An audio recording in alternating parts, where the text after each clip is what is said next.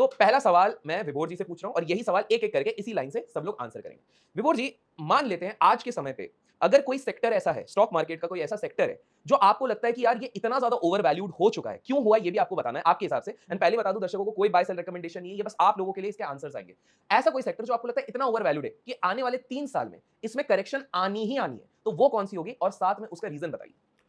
मेरे हिसाब से होगा थोड़ा-सा बैंक्स की तरफ। बेसिकली क्या है, बैंक्स में अगर आप देखोगे अभी एक ऑलरेडी रैली आई है, राइट? बट अब उनके एनपीए जो है वो एक पॉइंट पर पहुँच चुके हैं। प्लस जैसा कि अभी सेबी की रिपोर्ट भी आई थी कि अभी लोग क्या कर रहे हैं, अपनी सेविंग्स से निकाल कर म्यूचुअल फंड्स वगैरह की तरफ डाल रहे हैं। तो डेफिनिटली जो बैंक्स के डिपॉजिट टू म्यूचुअल फंड की वो 29% के आसपास पहुँच गया था, जिससे बैंक्स के ऊपर थोड़ा-सा डिपॉजिट का एक हल्का-सा इम्पैक्ट पड़ेगा ही पड़ेगा, राइट? सेकंड चीज़ जो आ रही है अभी कि भाई बैंक्स के जो एनपीए है, वो एक बिल्कुल लोएस्ट टेन्योर पे पहुँच गए, जहाँ से वापस से थोड़ा-सा, जैसे अभी हम लोगों ने एचडीएफसी बैंक के रिजल्ट्स देखे, उनके एनपीए बढ़ गए। तो मेरे हिसाब से बैंक्स एक कहीं न कहीं थोड़ा-सा टंबल करेगा और वापस से लोअर लेवल्स पे, लाइक 1 डेढ़ साल के आसपास वापस से लोअर लेवल पे अच्छी सी एक बाइंग अपॉर्चुनिटी मिल सकती है। लेकिन विभोर जी, जब हम बैंक्स की बात करते हैं तो इसमें भी दो ब्रॉड क्लासेस हैं, एक प्राइवेट सेक्टर बैंक्स होते हैं, एक पब्लिक सेक्टर बैंक्स होते हैं। क्या आप ओवरऑल बैंकिंग सेक्टर बोल रहे हैं या इसमें भी थोड़ी स्पेसिफिकेशन है? मेजरली ओवरऑल बैंकिंग सेक्टर की बात कर रहा हूँ मैं। ओके, तो विभोर जी का ये कहना है कि भैया बैंकिंग सेक्टर बहुत ओवर वैल्यूड है, आने वाले 2-3 साल में यहाँ पर करेक्शन देखने को मिल सकता है। लेकिन हर्ष जी, आपको क्या लगता है?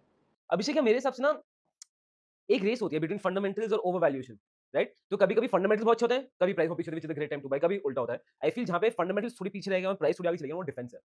क्योंकि जो डिफेंस में कॉन्ट्रैक्ट्स तो भर-भर के मिल रहे हैं, बट ये कॉन्ट्रैक्ट्स अभी रेवेन्यू में कन्वर्ट नहीं हुए हैं। उल्टा जितने जो डिफेंस सेक्टर, मैं स्पेसिफिकली जो आपने पूछा, मैं पब्लिक सेक्टर डिफेंस कंपनीज की बात कर रहा हूँ। तो पब्लिक सेक्टर डिफेंस कंपनीज, इनका बिजनेस ट्रिलियंस ऑफ रुपीस में होना चाहिए to justify their market capitalisation.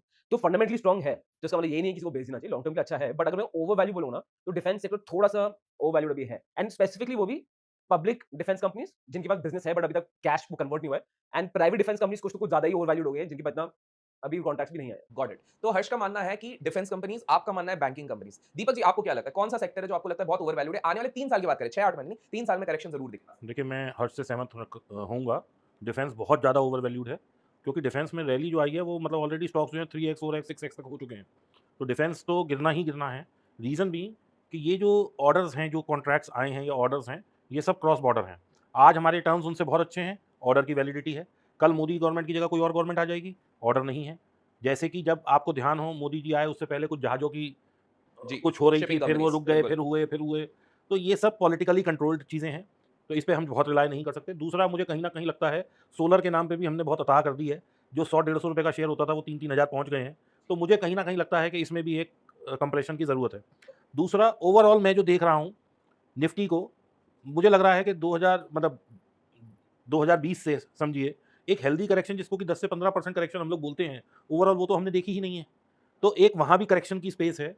दूसरा, निफ्टी क्यों नहीं गिरेगा मेरे पास इसका भी कारण है, क्योंकि जब तक निफ्टी का पी 27, 28, 25 के ऊपर नहीं चला जाता, ये जनरली क्रैश नहीं आता।